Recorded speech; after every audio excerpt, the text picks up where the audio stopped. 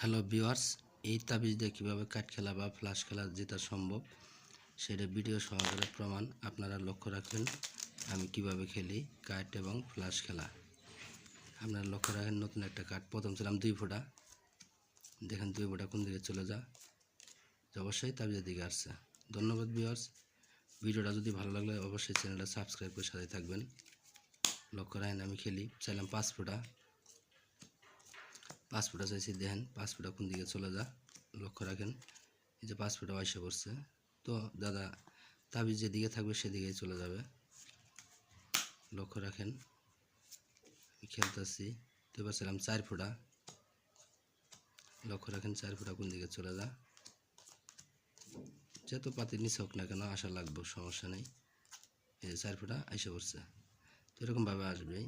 তো দাদা আপনাদেরকে প্রতিনিয়ত বলে থাকি যে তাস খেলাটা ভালো না, খুব একটা খারাপ নেশা। যারা তাস খেলা ছাড়তে পারেন না শুধু তাদের জন্য ভিডিওটা, আর যারা খেলেন না তাদেরকে বলবো খেলার দরকার নাই। এই নেশাটা অনেক খারাপ নেশা। আর অবশ্যই ভিডিওটা ভালো লাগলে চ্যানেলটা সাবস্ক্রাইব করে পাশে থাকবেন। তো এই খেলাগুলো বিদেশে চলে বেশি, প্রবাসে। তো লক্ষ্য রাখেন এবার আমি হয়তো ফ্লাশ খেলি, যেহেতু বলছি 8 হাতে ফ্লাশ খেলি। লক্ষ্য রাখেন, দেখেন কোনটা ছোটো কোনটা বড় সেটা আপনারা বিবেচনা করবেন। 8 হাতে ফ্লাশ খেলতেছি, লক্ষ্য রাখেন বন্ধুরা, দেখেন কোনটা ছোট কোনটা বড় হয় সেটা আপনারা দেখে বলবেন। আর ভিডিও ভালো লাগলে অবশ্যই চ্যানেলটা সাবস্ক্রাইব করে পাশেই থাকবেন বন্ধুরা। লক্ষ্য রাখেন আপনারা একটা একটা করে দেখেন,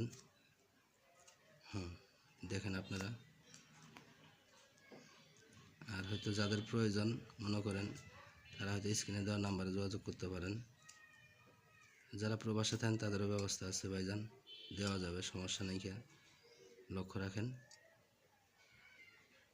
এবার তাবিজেরটা ওটাই দেখেন কি হয়। 10-এর জোড়া, 10 জোড়া, আবার 10, 3টে টেরে